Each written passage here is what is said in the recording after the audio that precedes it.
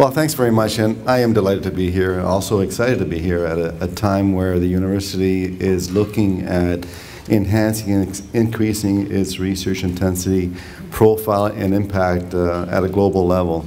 I'm still, finding my way around here, but I'm very encouraged and excited by the possibilities that I see in moving this agenda and mission forward. And so the title of the talk is Moving the Needle, actually dialing up our research at a level that will make us globally competitive. And so we're going to start just by highlighting some of our strengths, because that's the foundational base from which to move forward. And Western has a really rich tradition of innovation. I'm sorry, I thought this was a touch screen, but it's not. Here we go. All right. And these are probably areas that you know a little bit more than I do, but Western, over the years, has made major contributions in research advances, our way of life, benefits to our societies, to people, to health, to all aspects of our existence, really. And there's a few highlights here that really reflect on that excellence of innovation and the impact it's had over the years.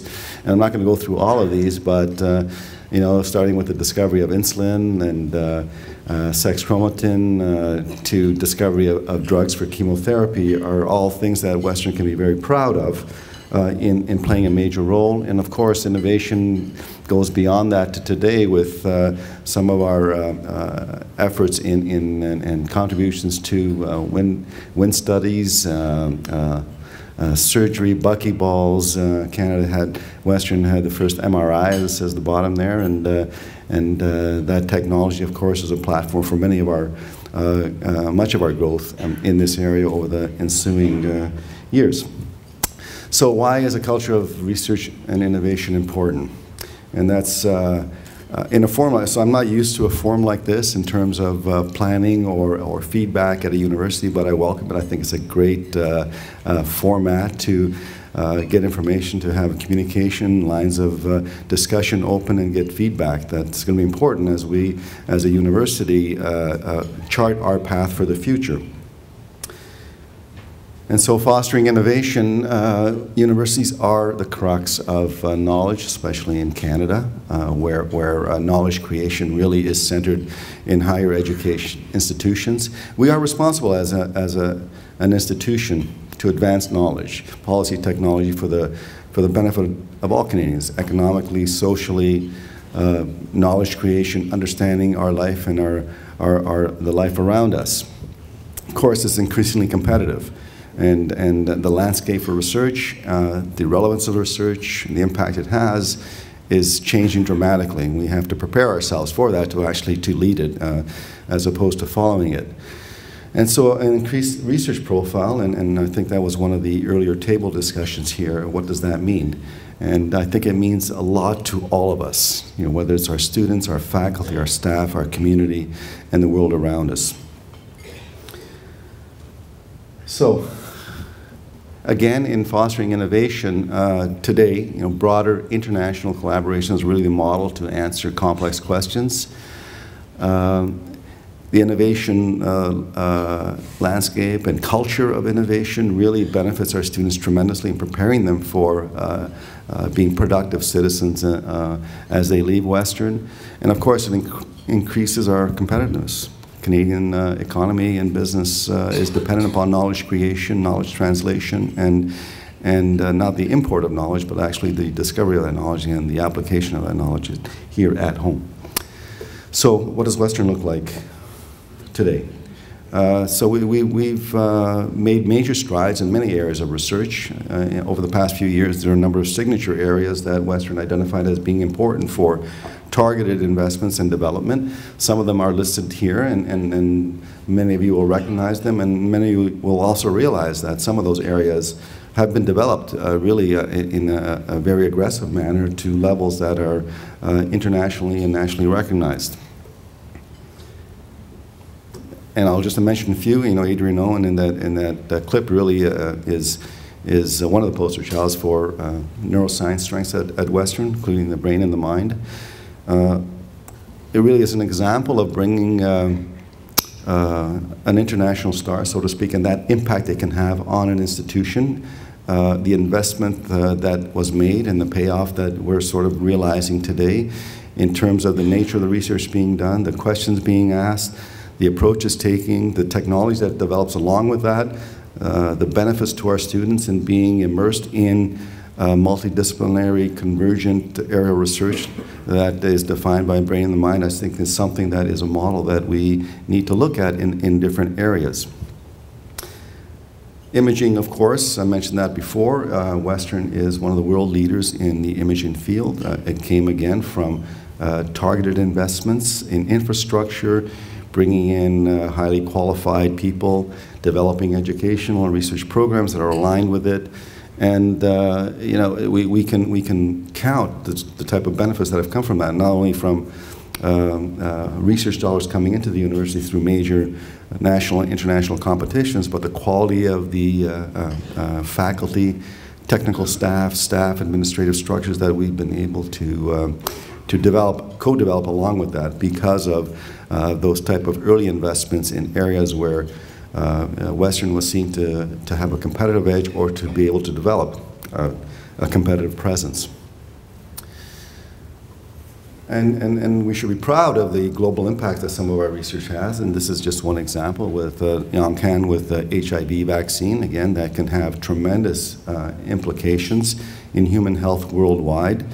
And again, it was because of the type of infrastructure, the linkages through academic health network within London and beyond London that enabled this type of research to progress from the bench to now, I believe, is phase 2 clinical trials, and with the potential really to affect health of people throughout the world. Tremendous potential here. And we should be proud of that type of contributions that we can make. And global partnerships, of course, are becoming ever more important, and we're fortunate at Western that we have fostered over the last couple of years some significant partnerships with groups throughout the world, including LANX here, as well as the Fraunhofer and other organizations that are expanding the scope, the impact, the depth of the research that we can do here, the establishment of Western as the place to be for some areas of research. And SOSCIP is another example where partnerships are so important because they are able to leverage strengths beyond Western and yet have Western as center at the nexus of major undertakings that are critically important to Canada and to the world. And SOSCIP is one of those examples in our partnership with IBM, which will have, I think, tremendous potential here in terms of developing cloud computing capacity and capabilities that will benefit all of the nation. So if we look at our current landscape and just a really small snapshot, we do have ambitions here to be among the best research-intensive universities in Canada, globally, and to be recognized as global leaders in selected areas of expertise. And those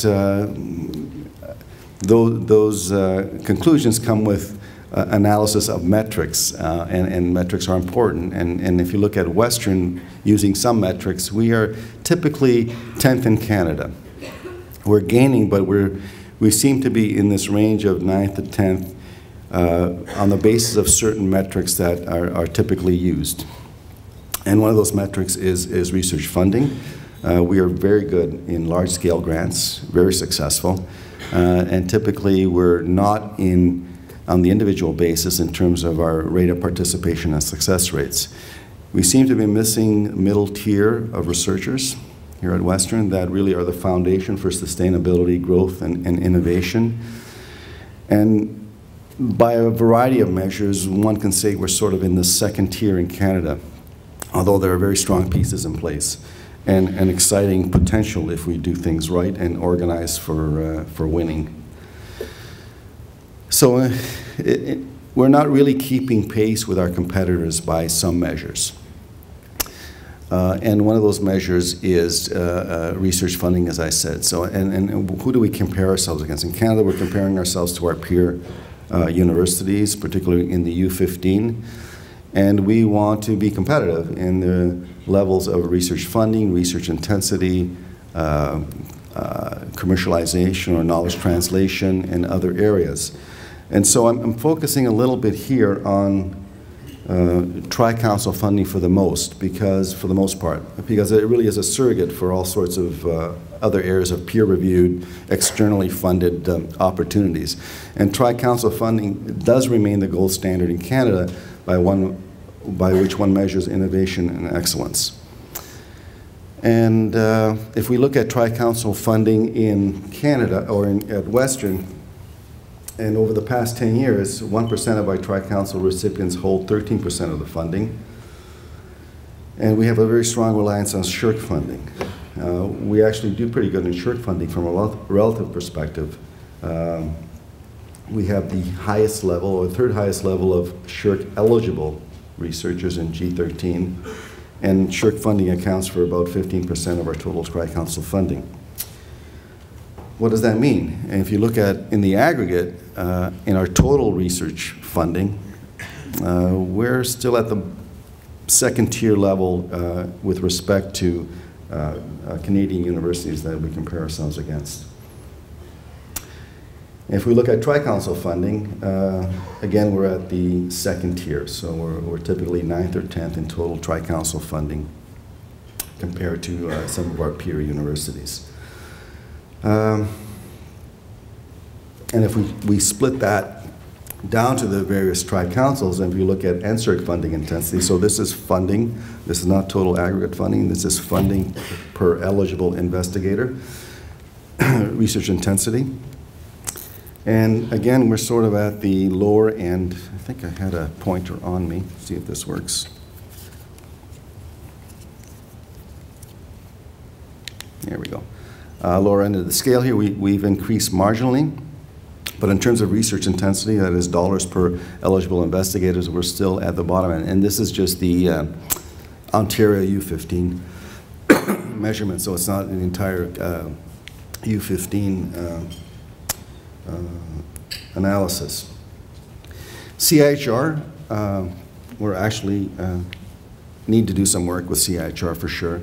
Our research intensity is low. Our numbers have been kind of declining relative to our peers, but also in the aggregate.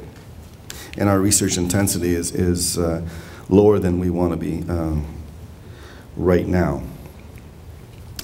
SSHRC funding, we're actually pretty good in terms of our comparative analysis in research intensity with our peers. One of the problems here is that the low participation rate. So out of the eligible SSHRC researchers here at Western, only about 30% of them hold SSHRC grants. Out of that, the top 5 hold about 70% of the funding. So it's not uniform. The participation is not as high as that we need it to be. And so one of the major issues then is, what do we need to do to increase our tri-council funding? What do we need to put in place? From an individual basis, the strength comes from strong individuals before we get into some of the new avenues that we need to pursue in terms of interdisciplinary convergence, clustering, developing strengths in selected areas. It's important that a research culture permeates the university as much as possible, from students, from staff, from support units, from our community. That is, Western is driven by research excellence, research prominence, research impact in everything that we do. What do we need to do to put in place to make that happen? What are the incentives? What are the processes and procedures that we need over time to move the university in our mission of research excellence? And so I'm probably a little bit quicker than I need to be, but I want to actually have this table discussion longer than we might have time for, because it's important. And it's important to be informed at the institutional level what the sense of is out there, where are areas that we need to really put our attention to, and how do we mobilize, as we did with the strategies to develop a research or a university that is focused on student experience. It's the same type of stage we're at in developing those strategies to make us a research powerhouse. So I'll leave this to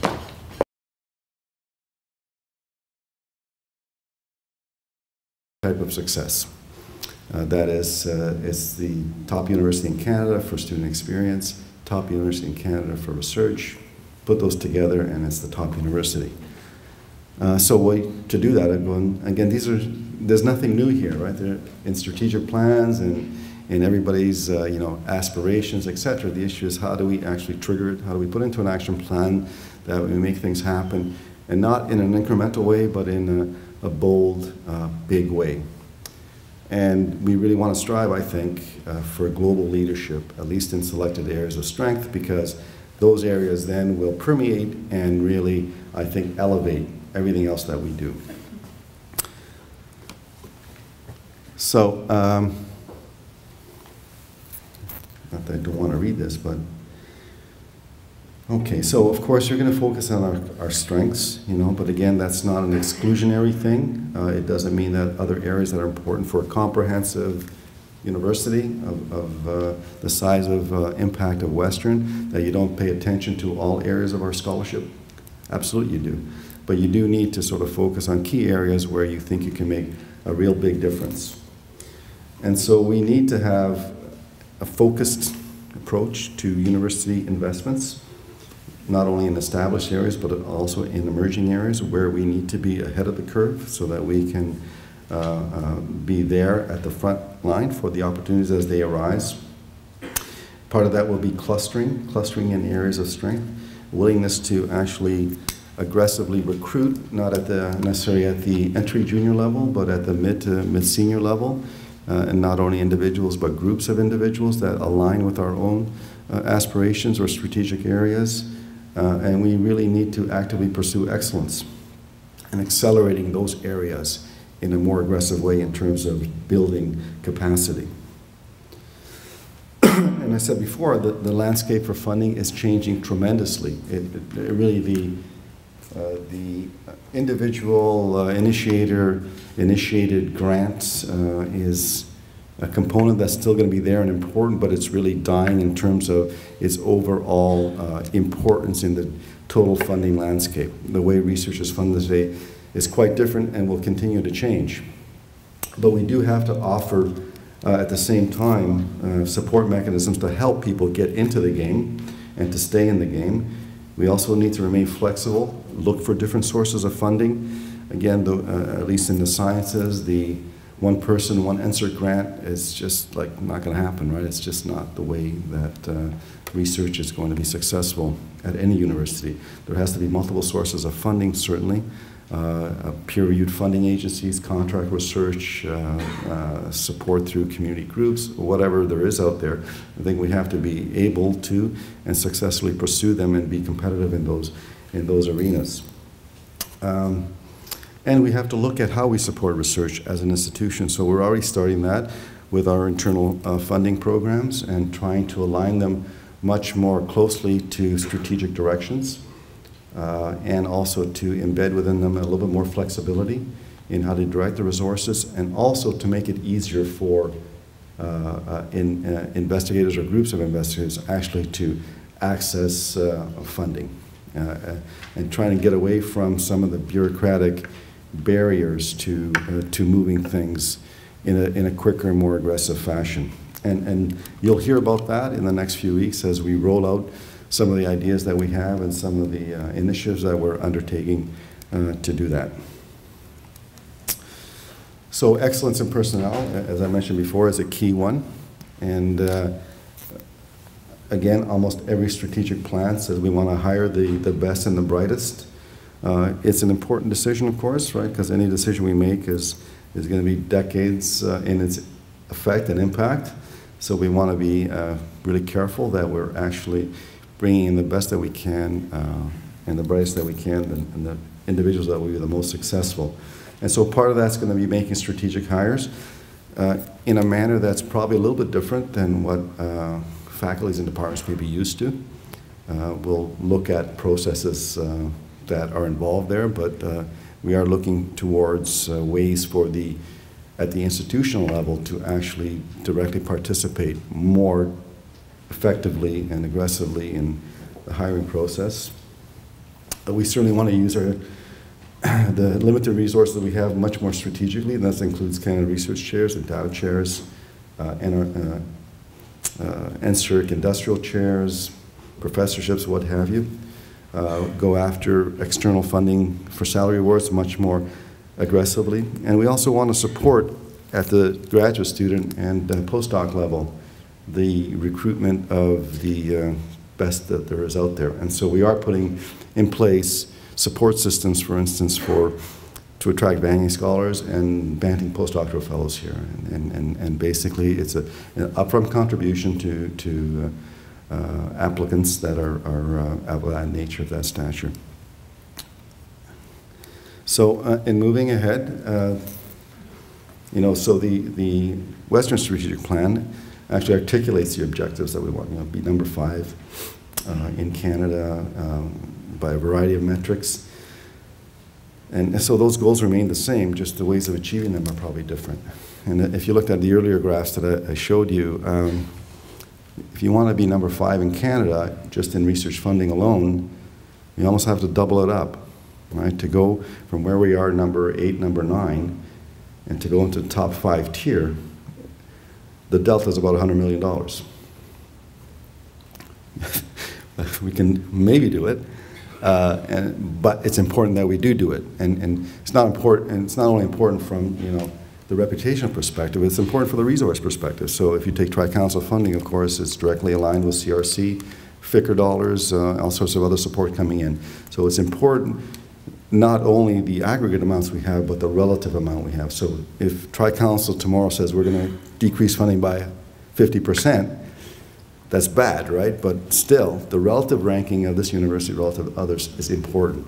So we need to maintain that ranking level. We have to increase that slope because it affects so many other opportunities that are out there.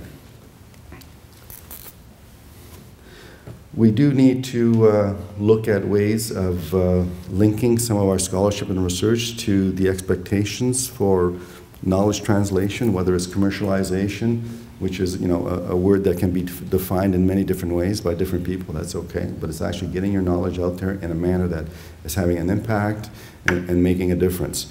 And so we need to have those avenues opened up. We need to encourage partnerships beyond the traditional ones, and we're working very hard in Research Western to do those, and we've had some notable successes already. And as I said before, you need to organize to win. We need to look at our systems that we have in place here that impede, taking the next step. What are they? How can we change them? How can we improve them? So that, in fact, there's a fluidity in achieving this mission, that there are things that happen that are triggered automatically as we move from one step to the next. Whether it's administrative offices, whether it's policies and procedures that are in place, whether it's hiring methods, what have you, promotion and tenure. There's all sorts of systems in place here that some may relate to real traditional ways of organizing and running a university, others that need to be looked at in today's landscape. So in that context, we're going to look at integrated governance models for research not only across the university, but we really have to look at integration across our academic health network, London and beyond, so that we have the opportunities to synergize our strengths and our abilities in ways that we are not doing as aggressively right now or not as successfully. That's going to come with some dialogue and agreements with our affiliated institutions and hospitals and even with the City of London and other surrounding communities, and finding ways to look at leveraging what we have in manners that achieve our mutual aspirations and expectations. We are not as aggressive in looking for external career awards or honors and distinctions. I think that's another measure of reputation, and we have them here. We have those capable, outstanding individuals here. We are put in place in Research Western at least some administrative support to go after external awards more effectively. And we need to work, as I said before, with our research community broadly across the city as we develop our new planning cycle to look at where we need to be and where we can position ourselves for success and for winning in the future. So as we look to the future, and this is just Jorge, who is really an example of some of the type of research that's going on and how it transcends disciplines and areas and how it links into opportunities. And so, of course, the Windy Dome is here because of individuals like Jorge here that not only are focused on, say, wind research and disaster mitigation, but has all sorts of implications because it's a facility of unique globalness. I mean, there's nothing like this in the world. Hugely expensive.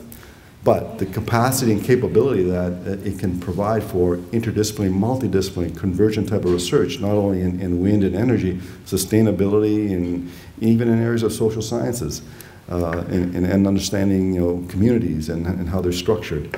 And so that really is one example of several that we have here, where a given area really has tentacles that can reach into different communities and different interests, and that are anchored by some major